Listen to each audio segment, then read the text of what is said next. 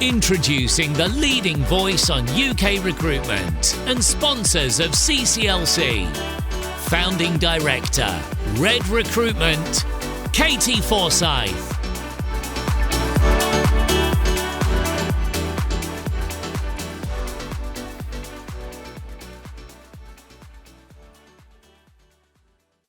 Hi everybody, very nice to see you. My name's Katy Forsyth. I am Owner-Director of Red Recruitment and I'm thrilled to see you today. Thank you for joining me for this talk on recruitment in 2022 for contact centres. As I say, my name's Katy. I'm Owner-Director of a company called Red Recruitment. We're a business that specialises in contact centre recruitment. I think I'll know a good many of you joining us today, but for those that I don't, thank you for joining me. Today's talk is all about recruitment in 2022 for contact centres and what we expect to see hitting us this year. I hope that you find it valuable.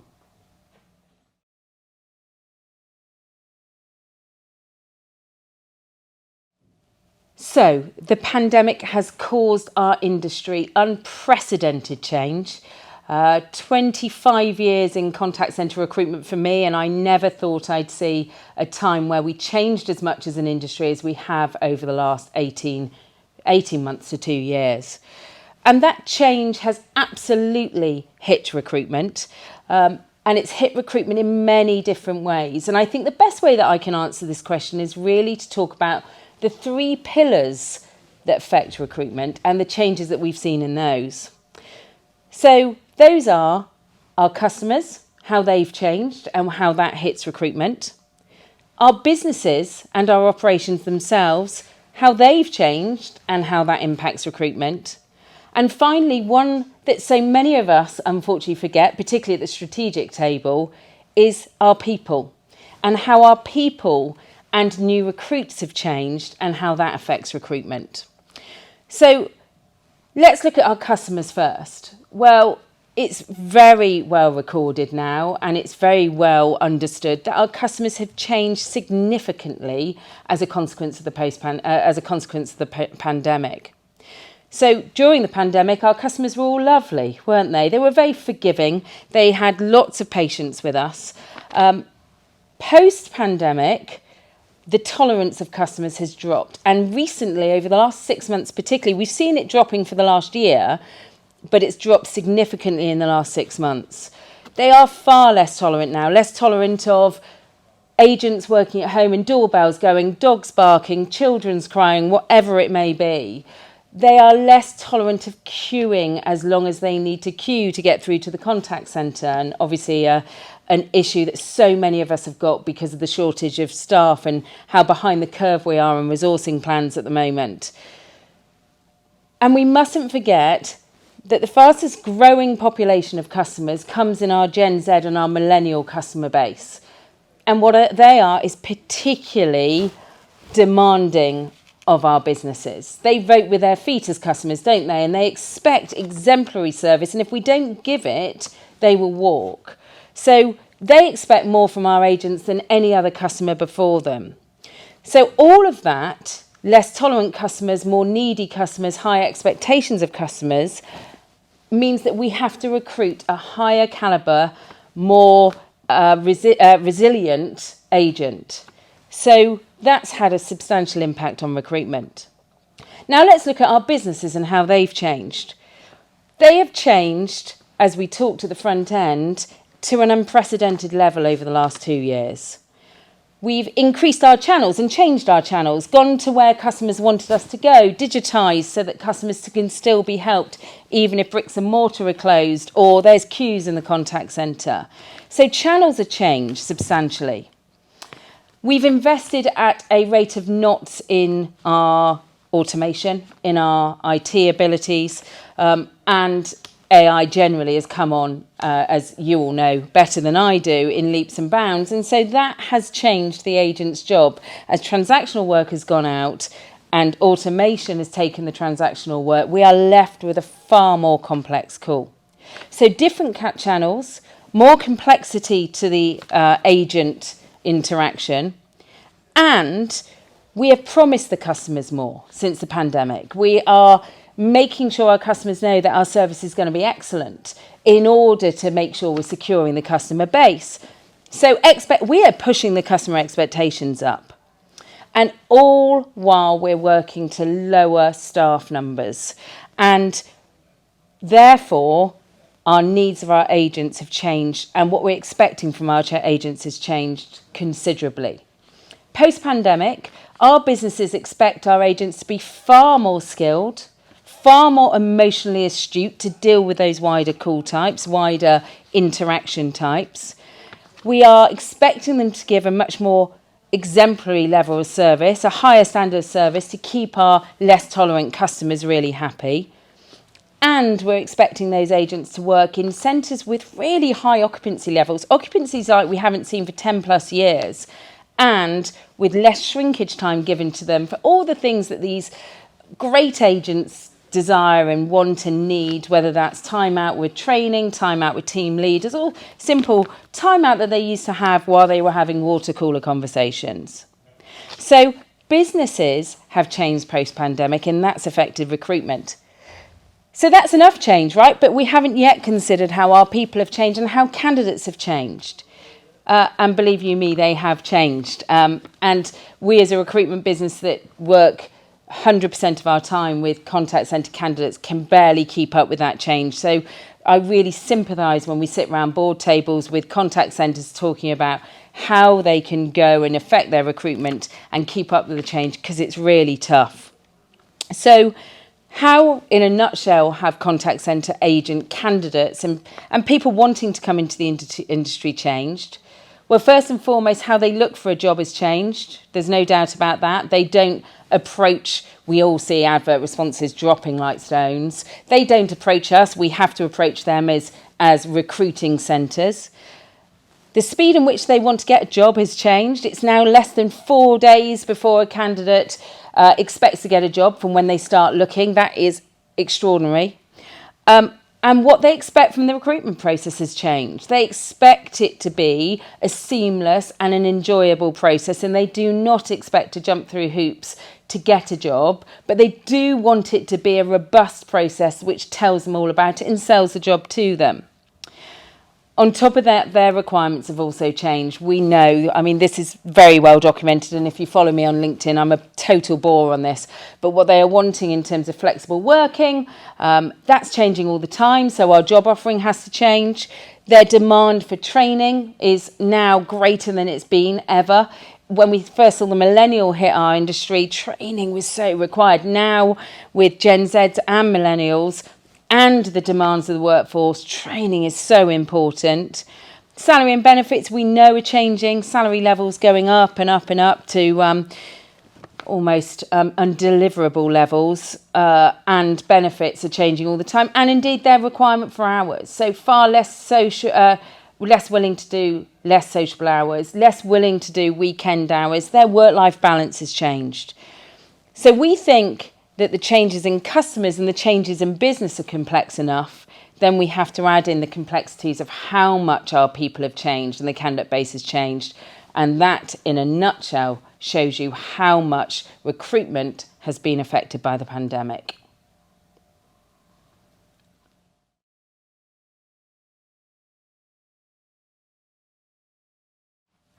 Right. Well, the short answer to this question is volatile. The slightly longer answer to the question is it's been totally different so far to everything that we and the market expected. So coming into 2022, contact centres were predicting that we would see two things. We'd see a sharp and continuing increase in the number of job vacancies. Well, tick, that's definitely happened. But we also predicted right from the start of the year, that we'd see very fast increasing attrition rates. As we often see at the start of each year, we see a slight spike after people have got January out of the way. We see that slight spike in attrition. That's not been seen this year, and so there is some good news there. So if we look at why that's not happened, our opinion is, and my opinion is, that it's not happened because of the volatility that we're seeing in the general economic and worldwide climate. And what I mean by that is, if we cast our mind back to the beginning of the year, and it's only 12 weeks or so ago, isn't it?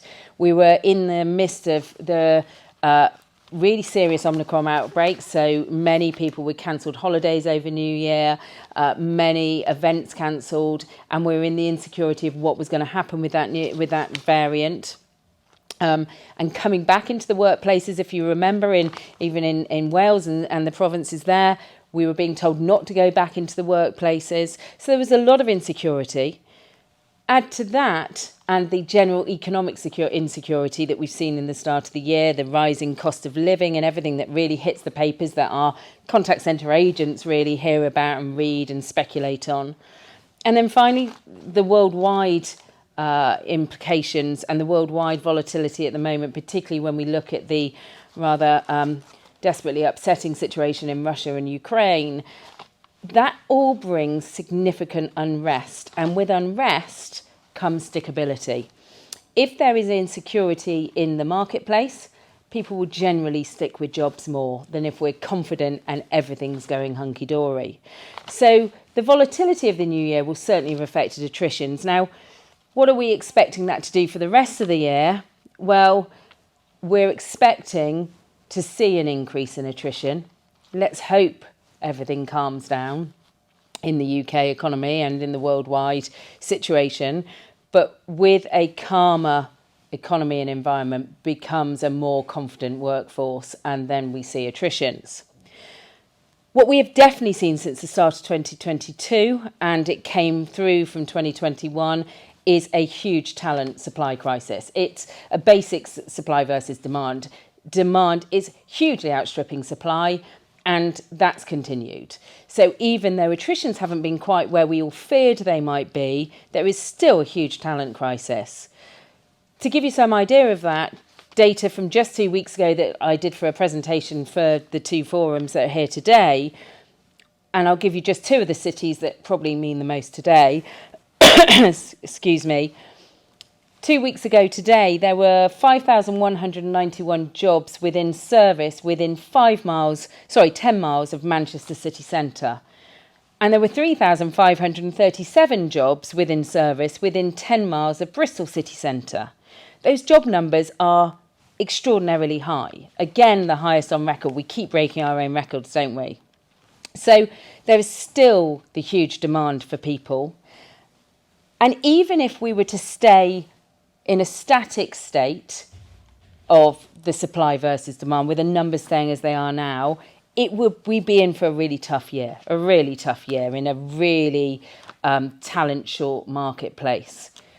But when we add to that we are still expecting to see the contact centre industry grow this year by a predicted just over 5%, but some saying up to 7% growth, and we are expecting attritions to grow further, unfortunately, we are then in a situation, when we layer that on top, that is a really difficult situation to come.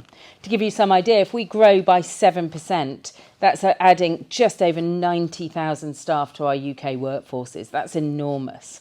So we're expecting 2022 to give us even further challenges as recruiters, but we've got to work really hard as an industry to keep a handle on our attrition, because we've got a hard enough job without increasing attritions. What that market has done for us, if we look at the start of 2022, it's given us all of the expected problems of this type of supply, a market where supply of talent is not where it needs to be, and that is high no-shows at interviews, high pre-start dropout rates, and high attrition in sub 6 weeks onboarding. And all of those things are things that as industry leaders we're discussing all the time at the moment, but we shouldn't be surprised it's happening. We shouldn't beat ourselves up as individual businesses. They are industry phenomenons at the moment as a direct consequence of the market we're all sat in.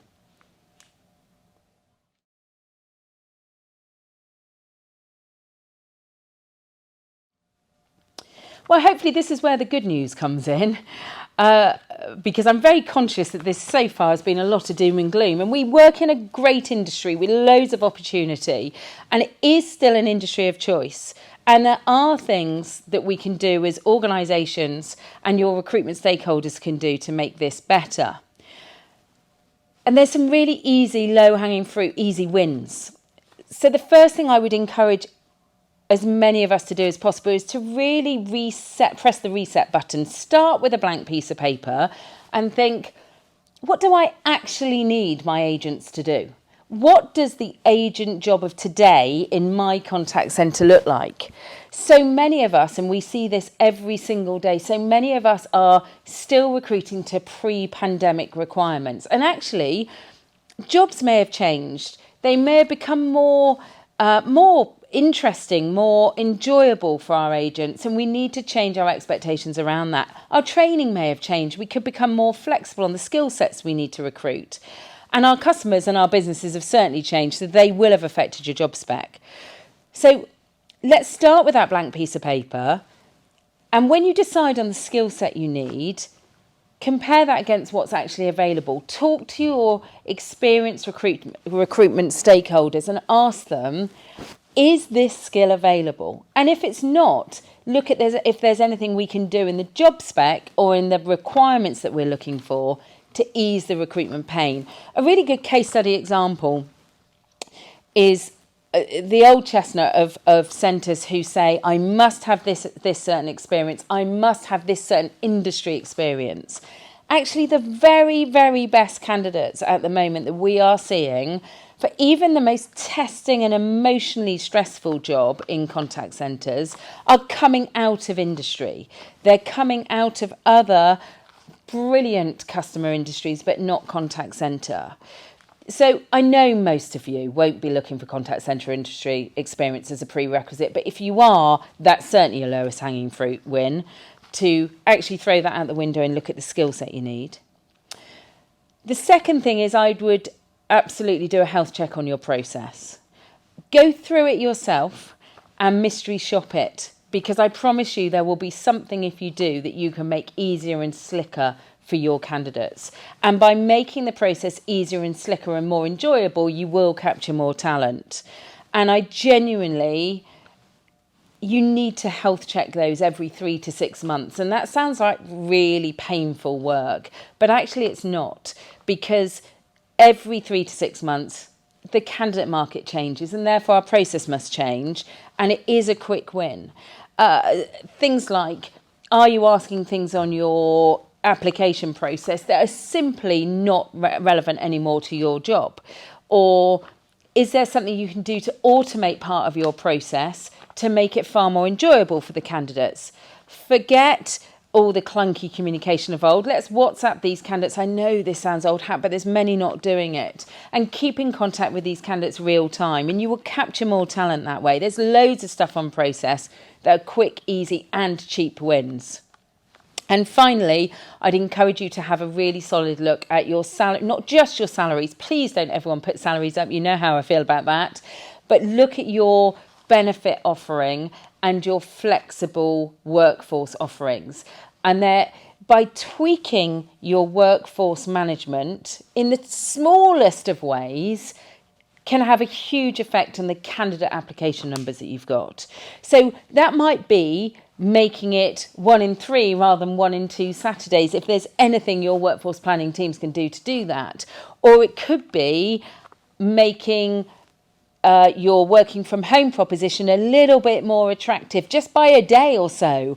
But tweaking those dials just in a small way can have huge impact. And again, speak to your recruitment stakeholders to give you some advice on what the market of the candidate that you are looking for actually wants. And by doing that, there can be some really quick, easy wins.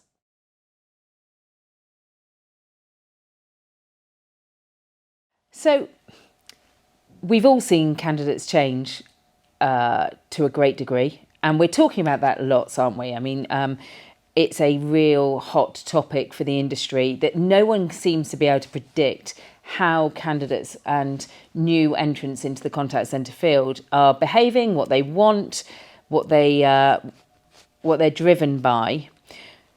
And I think to understand how we've seen candidates change, we have to really understand the generational forces at play here. And we've got to remember that significant proportion, over 98% now of the agent workforce in the UK are either young millennials or old Gen Zs.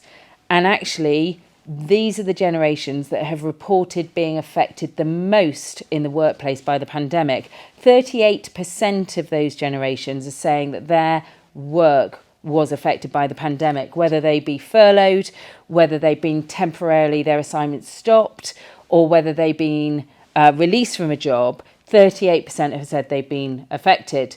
The next generational group to report the next size of change was 28%. So it's a big proportion of this generation have been affected. And what that means is that job security and their trust in the workplace has been affected. Now, on top of that, if we consider that the generation's worldview is very much shaped by key issues in their formative years, and by formative years, we're talking between the ages of 10 and 25. So their worldview will be, for this generation of Gen Z and millennials, they'll be really very much shaped by their experience of the pandemic and how that's changed the workplace. So Gen Zs have seen that disruptive forces can cause very quick change, and that disruptive forces can make a workforce and a business and a government be flexible to the people. So generations before these, the young millennials or the old Gen Zs, have seen the wheels of change be very slow.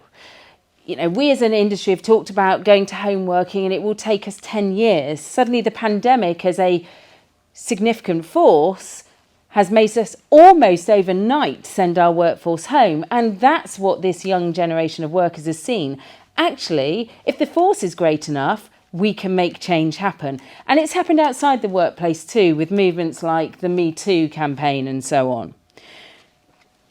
So millennials were very much defined as the mantra being you only live once, and actually we'll live our life because we only live once.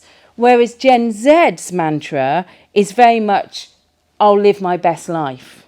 And what that leads to is change. Actually, if I'm not happy, I'm going to change. And that affects the workplace, because if they're not happy in work, they will change. But they will also expect that if they put a big enough force up, the workplace will change for them. So that's going to have a significant impact on our industry for a long time to come. This generation of worker is going to feel if they put a big enough fight up or a big enough force up, change should happen, and it should happen quickly, and their expectations are sky high. A final thing to consider on the generation is that they will not be made to feel taken advantage of. They have to feel valued in the workplace, the old Gen Z or the young millennial. So that's something that our industry has done brilliantly for many years. For certainly the 10 years that I've been involved in the Southwest Forum for, we've done great work on engagement and making our people feel valued. And we are very well respected for that as an industry. However, we have not done that for a remote workforce before. Individual organisations have in tiny little silos, but as an industry, we are inexperienced at making home working workforces feel valued. And that's going to have and put great pressure on us as an industry over the coming years. So to answer the question, how have contact centre candidates changed? The quick answer is they've changed enormously, but more complex view of that is the pandemic has had a huge impact on a whole generation of workforce. And as an industry, we will see a consequence of that for many years to come.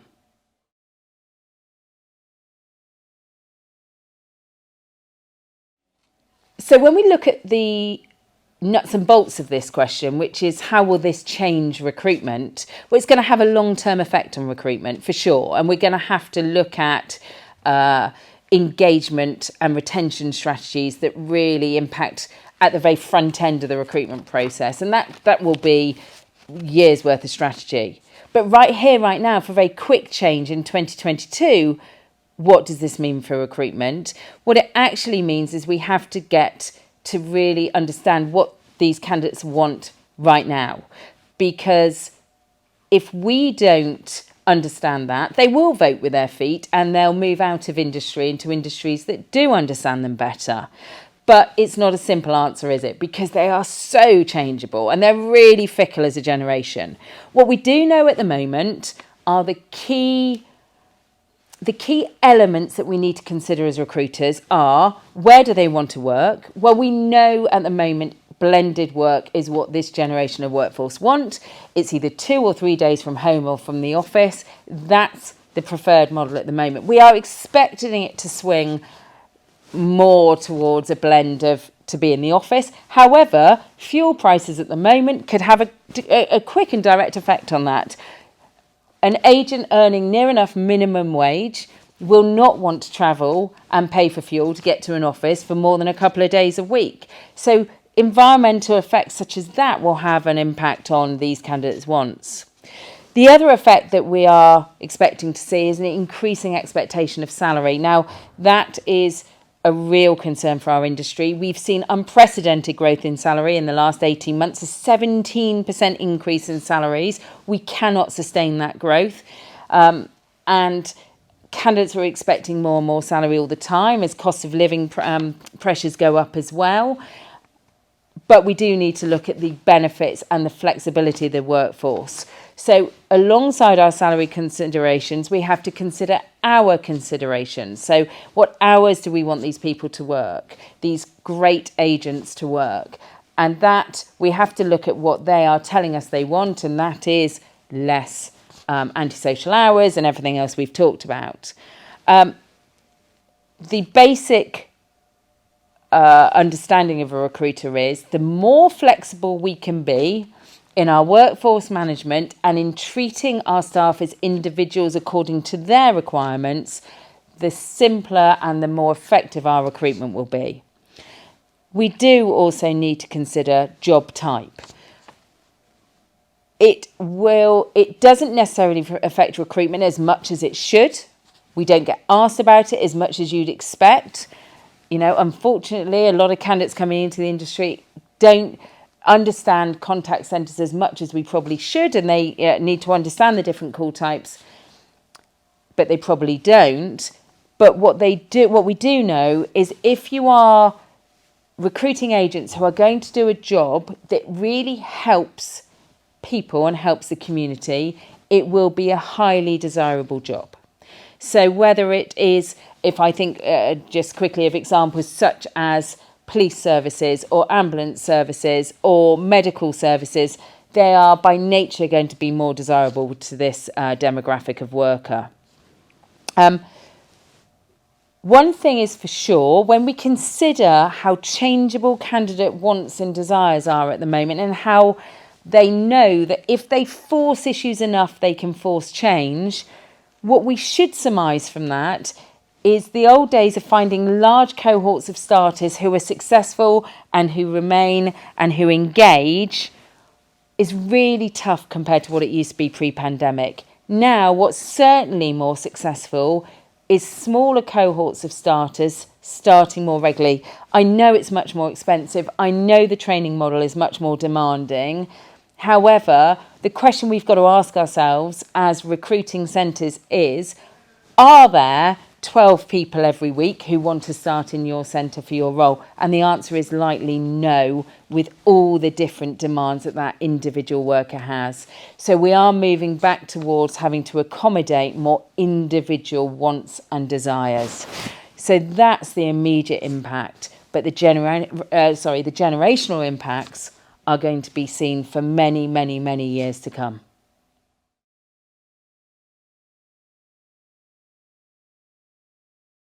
Attrition rates, that's the $1 million question, right? So all of our forecasting planning managers will be trying to predict on attrition rates. And as we've talked about earlier in this talk, they are less than we are anticipating at the moment. We're expecting them to go up with some security in the economy, but who knows? I don't think even government can predict at the moment what's going to happen there. What we are predicting as a contact centre recruitment consultancy is that we will see it climb throughout the year as confidence in the market regrows, and as we see growth in jobs continue, and as we see the candidate-led marketplace gain momentum even more. Some have predicted attritions will average out at over 50%. I know many of you will have attrition rates far higher than that. It will depend on your call type, on your industry type. We are seeing more regular plus 100% attrition rates than I've ever seen in 25 years of contact centre recruitment. There are multiple case studies of that at the moment. As an average, it will not surprise us to see the industry to top over the 50%. At the moment, we're reporting it to be less than that, in the top end of the 30s at the moment. It depends on your call type. If you are, it depends on your salary, it depends on your workforce planning model, and it depends on your industry type to an extent. As we all know, outsource with pay models and hour models and so on will always have the higher attrition rates. So really happy to talk independently to anyone, to case study like for like. I don't think you can whitewash it as an industry, but if you are sub 50%, that's a really good place for the year.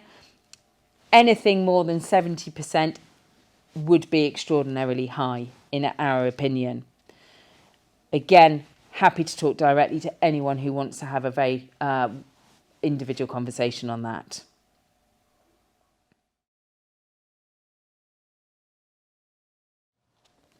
So, to summarise today, it's a little bit depressing, and when I look back at my answers, I think, oh my goodness, that's a really depressing talk. However, I would like to summarise in a really positive way. We work in the most fantastic industry that contributes a huge amount to GDP in the UK, that holds many amazing brands, and most importantly for me, offers careers of choice to brilliant advisors. And that's not going to stop this year. We are an industry that's growing. And the focus at the moment, quite rightly, is on retention tools, is on engagement, and is on our people. And if we get that right this year, we have the opportunity as an industry to really plant ourselves right at the top of the tree of service recruiters and an industry of choice for great service talent in the UK. This year is going to be critical to setting ourselves up as an industry back at the top of that tree, at the top of that hierarchy. But we have some amazing case studies from these two regions on this CCLC today, showing that we are doing just the right things to make sure that we achieve that. And I think I would leave everyone with the thought that with some really quick win tweaks and turns of the dial in recruitment, we can get recruitment right, and we can recruit great talent and great people that will help our brands and our industry to deliver customer and business success in 2022. And I wish everyone watching today well with their 2022 journey for their centres and their recruitment and for their great people case studies.